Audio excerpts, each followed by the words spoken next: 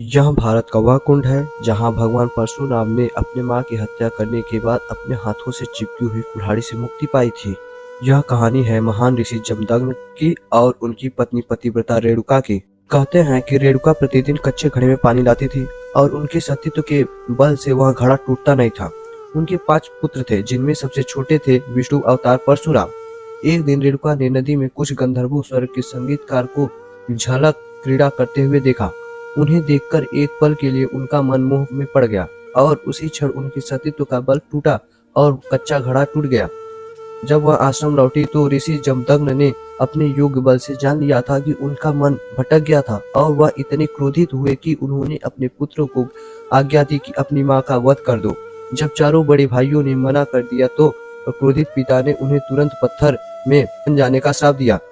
इसके बाद परशुराम ने पिता की आज्ञा को अपना धर्म समझा और उन्होंने भारी मन से अपनी कुल्हाड़ी उठाई और अपनी ही मां का सर धड़ से अलग कर दिया। उनकी आज्ञाकारी से प्रसन्न होकर जमदग्नि ने वरदान मांगने को कहा। परशुराम ने अपनी मां को फिर से जीवित करने और साथ ही पत्थर बन चुके अपने चारों भाइयों को भी मुक्त कराने का वर मांग लिया।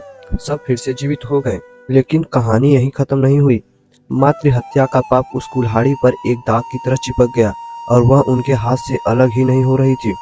उस पाप से मुक्ति पाने के लिए वह दर दर भटकते रहे, लेकिन कोई भी तीर्थ उसकी कुल्हाड़ी को छुड़ा नहीं सका।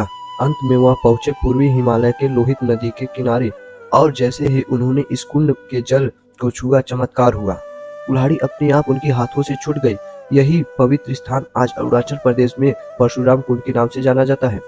आज भी हर साल मकर संक्रांति पर हजारों श्रद्धालु यहाँ इस विश्वास के साथ डुबकी लगाने आते हैं कि यह कुंड उनके सारे पापों को धो डालता है, ठीक वैसे ही जैसे इसने स्वयं भगवान परशुराम को पाप से मुक्त किया था। भगवान परशुराम को दिल से मानने वाले सभी भक्त कमेंट में जय परशुराम जरूर लिखें और चैनल को सब्सक्राइब करें।